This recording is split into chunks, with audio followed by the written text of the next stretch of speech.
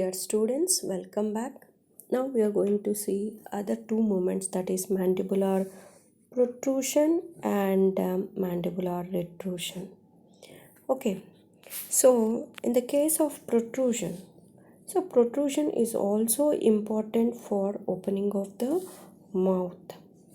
Here in this movements there is no rotation taking place in the temporomandibular joint. No rotation taking place in the temporomandibular joint. The motion is all the translation which occurs in the upper joint only. Translation occurs in the upper joint.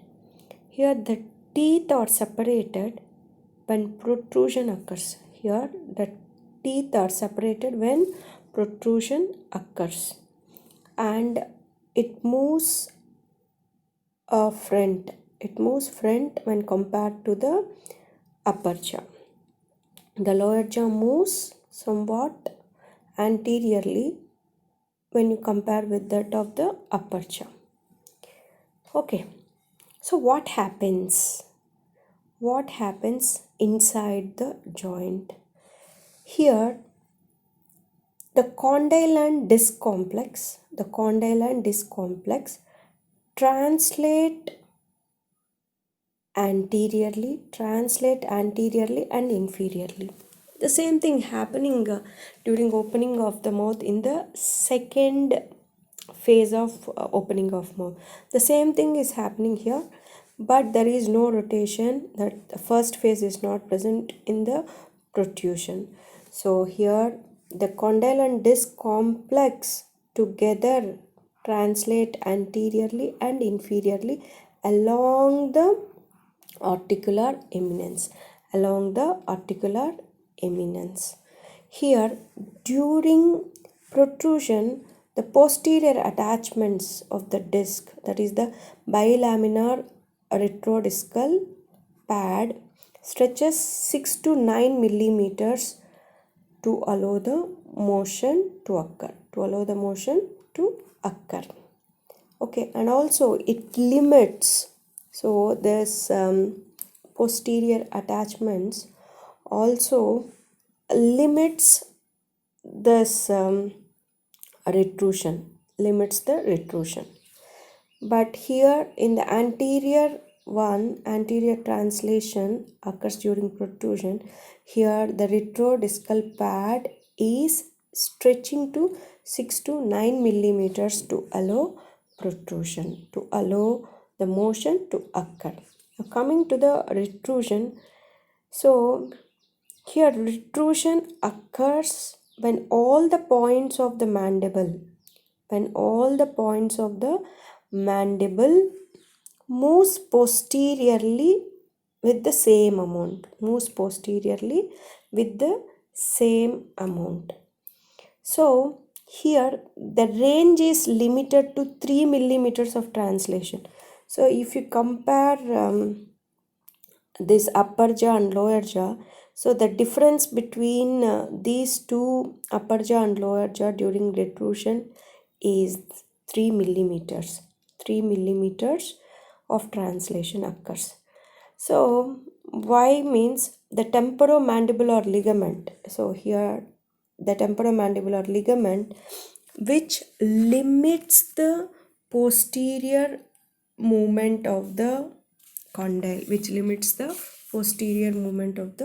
condyle, Why? Because as we know that this temporomandibular ligament will have horizontal fibers, isn't it? That horizontal fibers are limiting the posterior gliding of the temporomandibular joint.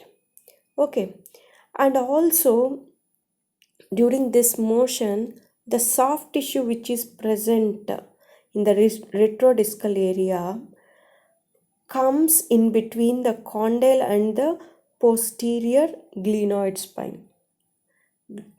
Okay, that one also limit the posterior gliding of the condyle.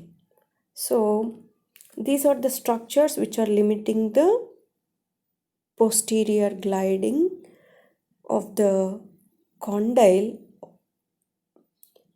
in retrusion. Okay, so here protrusion is adequate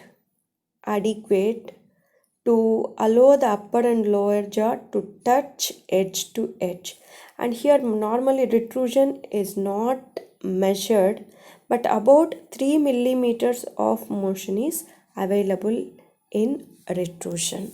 We can see the protrusion um, more than 3 millimeters, of protrusion we can see in front.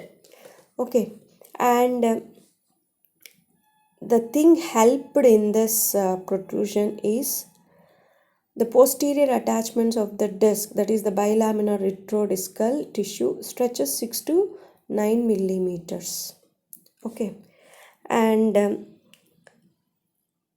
those bilaminar discal pad doesn't have any function in the case of retrusion, but this retrodiscal pad tissue occupies the space between the condyle and the posterior glenoid spine during a retrusion, and this retrusion is limited by the horizontal fibers of the temporomandibular ligament.